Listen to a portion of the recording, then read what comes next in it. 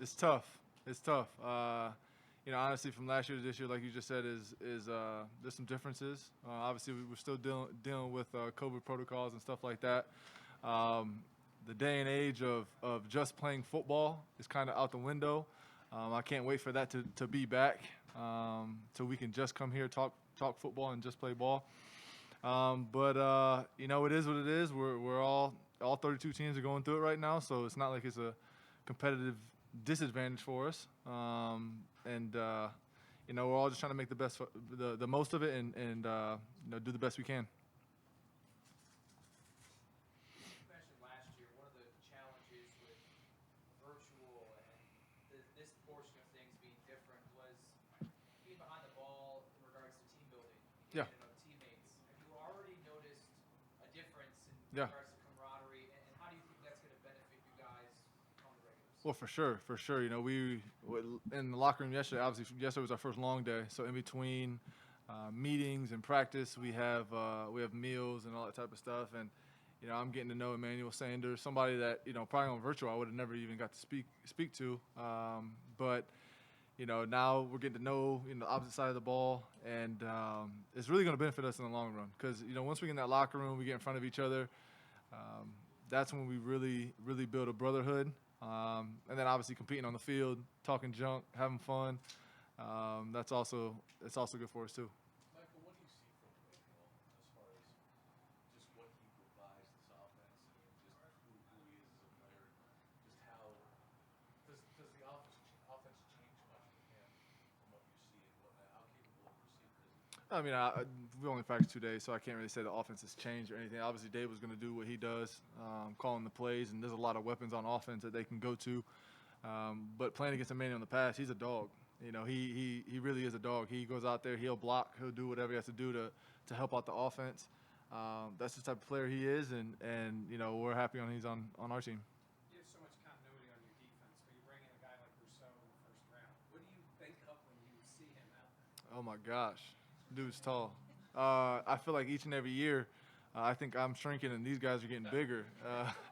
The first time I saw him, I was like, "There's no way this dude is that tall." But it's gonna help us out. I stand next to Maine in the huddle, and I think the same thing. But that's just the type of guys that we want on our defense. It's gonna be hard for quarterbacks to throw the ball on the line when you got guys like that getting their hands up and getting after the quarterback. So, we appreciate it throughout the whole draft process. I should have sent some flowers to Bean's house because he was really helping us out in the back end. So it's awesome to see, man. He's a young guy. He's out here having fun, and I'm excited to see him progress throughout the year. I know you laugh and sort of joke about it, but is that like a joke amongst the guys about how he's tall, and then when they ran the bubble, how much too? Yeah, he's huge.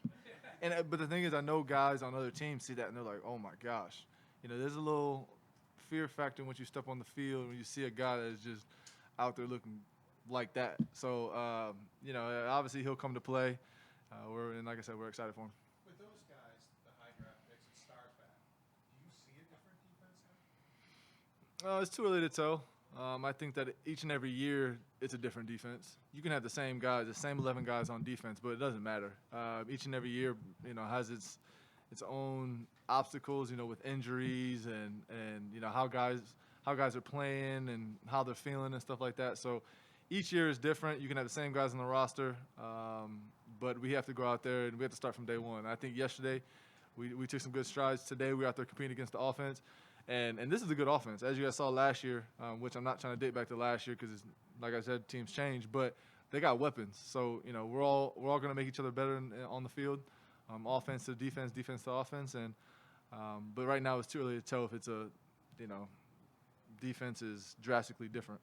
Micah, even though it's a little too early to tell if the defense is drastically different, I mean, Boogie Basham had the play of the day today, batting Yeah. down a pass and intercepting it for a touchdown.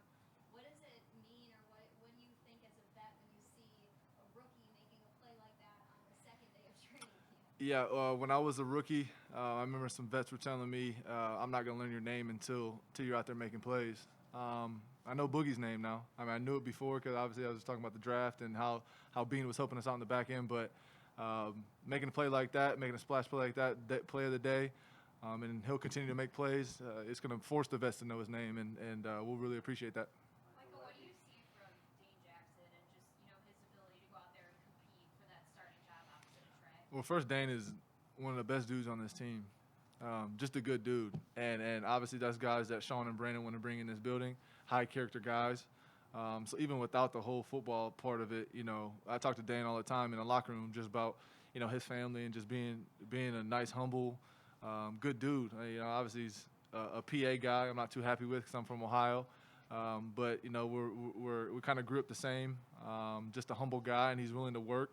And then once you get on the field, he's a competitor. We appreciate that, and it's going to help us out in the long run. Guys competing with other guys on the team is going to make this team better. And to see the plays that Dane's making day in and day out, it's real exciting. And, when he's on the field with me, I know I'm excited, and I can't wait to see his progression throughout the year also. Michael, what have you seen from Saran Neal throughout the spring and the first couple of days here? Well, Saran, when he came in here a few years ago, we've always said he's one of the most athletic, freak athletes on the team. And so, I think that throughout the years, he's gotten the playbook down more and more and more, and he's starting to not make the same mistakes twice. And that's when you see guys really take that next step. We tell Saran all the time, man, go out there and make plays and just be yourself. And I think he took that he went over that hurdle last year. He started making plays, and Saran is a hell of a football player, and just another young guy on this team that we're just really looking forward to playing with. Is your off-season, obviously you've got your routine, it works for you, but this after last season, did you adjust anything, physically or training-wise? Identify anything you need to do to get yourself ready? Well, yeah, I'm 30 now. I'm getting some gray hair, so I got to work. I can't take no days off. I got to get right to it after the season, get my body back, and just keep working out strong. But, all seriousness, no, nothing's changed. I kind of keep that same routine without the season. I got a nice little team out in San Diego, and as soon as I get an opportunity to go out there and start training, hit the ground running, I know that when we get back here, the other guys are doing the same thing. So you don't want to be that guy that's coming in conditioning test that's barely getting by. So that's kind of the culture that we built here over the last couple of years, and everyone's taking a step forward to try to keep that standard. Michael, did you see your name came up in Aaron Rodgers' press conference? I did.